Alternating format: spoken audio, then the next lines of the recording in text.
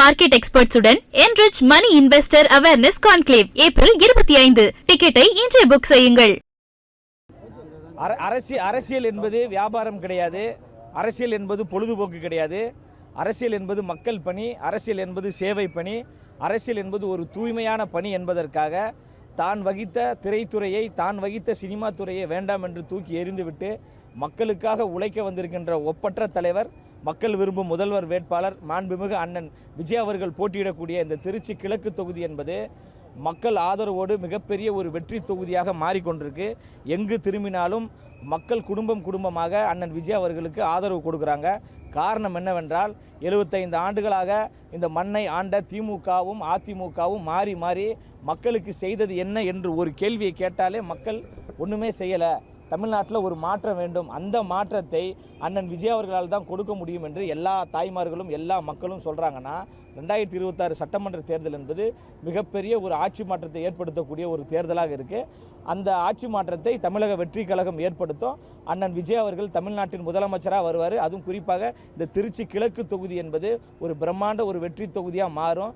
திருச்சி என்பது திமுக கோட்டை என்று கொக்கரிக்கிறாங்க. திமுக கோட்டைலாம் கிடையாது, இது தாவேகாவின் கோட்டை, அண்ணன் விஜய் அவர்களின் கோட்டை என்பதை நிரூபிக்கும் விதமாக நேற்று தலைவர் அண்ணன் விஜய் அவர்கள் திருச்சிக்கு வந்தார். ஒட்டுமொத்த திருச்சியே திரண்டு அண்ணனை வரவேற்றார்கள். அப்போ இந்த திருச்சி என்பது இனி வரக்கூடிய ஒவ்வொரு நாளும் திருச்சி என்பது திமுகவின் கோட்டை, தளபதி அண்ணன் விஜயின் கோட்டையாக மாறிவிட்டது. ஏப்ரல் 23 தேர்தல் என்று மக்கள் எல்லோரும் சாரையாக குடும்பமாக விசில் சின்னத்திற்கு வாக்கை அள்ளி தருவார்கள் என்பதை மக்களுடைய ஆதரவை எங்களுக்கு வெளிப்படுத்துது. தமிழ்நாடு 2026 சட்டமன்ற தேர்தல். தேசிய ஜனநாயக கூட்டணி வாசுதேவநல்லூர் தொகுதியின் வெற்றி வேட்பாளர் ஆனந்தன் ஐயாசாமி. வாக்கு செலுத்தும் இயந்திரத்தில் வரிசை எண் 1 தாமரை சின்னத்தில் வாக்களித்து பெருவாரியான வாக்குகள் வித்தியாசத்தில் வெற்றி பெற செய்யுமாறு அன்போடு கேட்டுக்கொள்கிறோம்.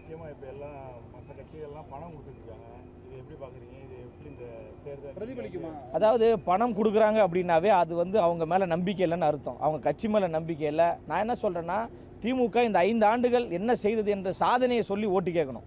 ஆனால் சாதனையை சொல்ல முடியலன்னா அவங்க எதுவுமே செய்யலைன்னு அர்த்தம். அப்போ பணத்தை கொடுக்குறாங்கன்னா அவங்க தமிழ்நாட்டு மக்களை பலவீனமாக நினைச்சிட்டாங்க. பணம் கொடுத்தா பணத்தை வாங்கிட்டு ஓட்டு போட்டுருவாங்கன்னு. அது அந்த காலம், அது எங்களுடைய முப்பாட்டன் காலம், எங்களுடைய அப்பனின் காலம். ஆனால் இந்த காலம் என்பது தாவேகாவின் காலம், எங்கள் அண்ணன் விஜயின் காலம். அதனால் நீங்கள் அவங்க எவ்வளோ பணம் கொடுத்தாலும் சரி, ஓட்டுக்கு 5000 10,000 என்று எவ்வளோ பணம் கொடுத்தாலும் சரி, மக்கள் விசில் சின்னத்திற்கு ஓட்டு போடணும் என்கின்ற மனநிலையில் மிக தெளிவாக இருக்கிறாங்க. ஆளும் திமுகவுக்கும் அதிமுகவுக்கும் ஒன்று சொல்கிறோம், நீங்கள் தமிழ்நாட்டு மக்களை சாதாரணமாக எடை போட்டுறாதீங்க. தமிழ்நாட்டு மக்களை 500 ரூபாய்க்கும் 1000 ரூபாய்க்கும் விலைக்கு வாங்கிடலாம்னு நினைக்காதீங்க. தமிழ்நாட்டு மக்கள் மிகவும் முற்போக்கு சிந்தனை கொண்டவர்கள், படித்தவர்கள், பண்பானவர்கள். அவங்களுக்கு தெரியும் சரியான நேரத்தில் சரியான தலைவரை தேர்ந்தெடுக்க வேண்டும் என்று அவங்களுக்கு தெரியும். அதனால தான் 1967 பேரறிஞர் அண்ணா அவர்களை தேர்ந்தெடுத்து முதலமைச்சராக கொண்டு வந்தாங்க. 1977 புரட்சித் தலைவர் எம்ஜிஆர் அவர்களை தேர்ந்தெடுத்து முதலமைச்சராக கொண்டு வந்தாங்க.